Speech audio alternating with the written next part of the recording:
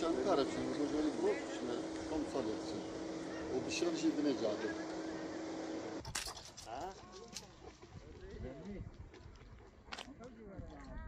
Valla göre yüzlük vatajmara var iyilik var. Önce ben bir şey, böyle bir şey. Çiğ vaziyet yeni işte.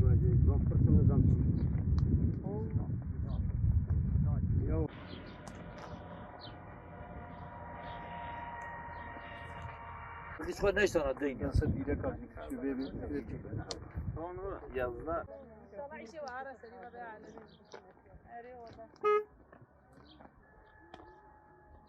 Söyle çalmasın.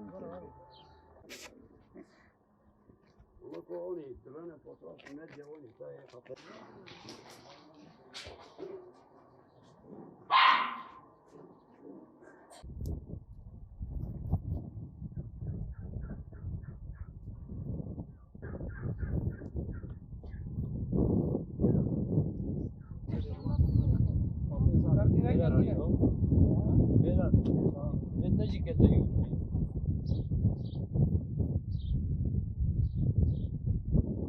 Çukur kazıldığı halde de direği dikmemişler, öyle bırakıp gitmişler.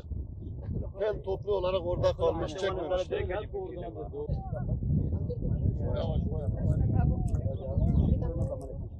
2020 Şubat ayından beri başvurularımız olmuştur, abonelik başvurusu. O zamandan beri enerji bekliyoruz. Yaklaşık 5-6 aydır vatandaşlar eve taşınmışlar, enerjisiz yaşıyorlar. Şu yukarıdaki ev, eğer görüyorsanız, yaklaşık 15-20 tane büyükbaş hayvan besliyor. Karanlıkta, susuz. Biliyorsunuz köyde enerji olmadan enerjisi hiçbir şey olmuyor. Susuz kalmışlar. Bizim vatandaşlar mağdurdur. Her TEDAŞ'a gittiğimizde bize diyorlar yarın öbür gün geleceğiz, gelmiyorlar.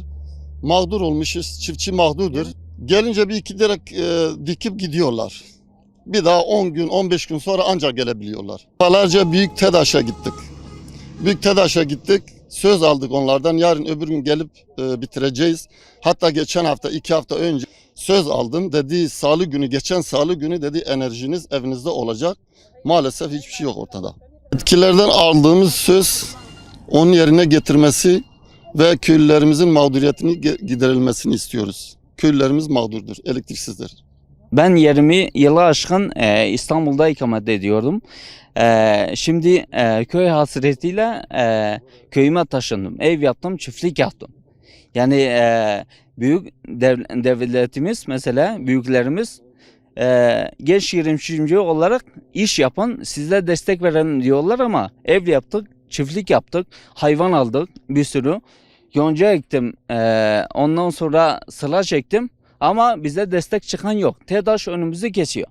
Yani buradan devlet büyüklerimize, yetkililerimize sesleniyoruz. Buna el atsınlar bir an önce de yani çok perişanız. Her gittiğimizde mesela her hafta muhtarımız dediği gibi her hafta gittiğimizde bu hafta diyor TEDAŞ bizi adeta karanlığa mahkum etti. Yani bir an önce yetkililerimizin buna el atmasını istiyoruz. TEDAŞ burayla ilgilenmeyenler gelsinler 2-3 gün elektriksiz kalsınlar. Eğer durabiliyorlarsa dursunlar. Ben başka bir şey demiyorum. Sadece 2-3 gün dursunlar. Başka bir şey istemiyorum. Yani bizim halimizi anlayacaklar o zaman. Artık dayanacak gücümüz yok. Yani onlara bırakıyorum. Onların vicdanına bırakıyorum. Yaklaşık 6 aydır ben de buraya taşınmış ev sakinlerinden biriyim. Şu anda mağduruz. Düşünün yani böyle bir devirde, böyle bir çağda tankerle su taşıyoruz. Yani bu artık dayanacak gücümüz kalmadı. TEDAŞ yetkililerinden ve devlet büyüklerinden bir destek bekliyoruz. Hani çözüme kavuşmasını istiyoruz. Elektrik şu anda ışıldaklarla geçiniyoruz. Işıldakla mesela sabahları fişlere takıyoruz, köye götürüp doldurup akşama kadar akşam sabah tekrar aynı bu şekilde devam ediyor. İçme suyu tankerle getiriyor, hayvanlarımızı o şekilde suluyoruz. Hani çok mağduruz. Mağduriyetimizin gidermesini istiyoruz. Yani başka bir şey istemiyoruz. Çok da zor bir şey değildir bence.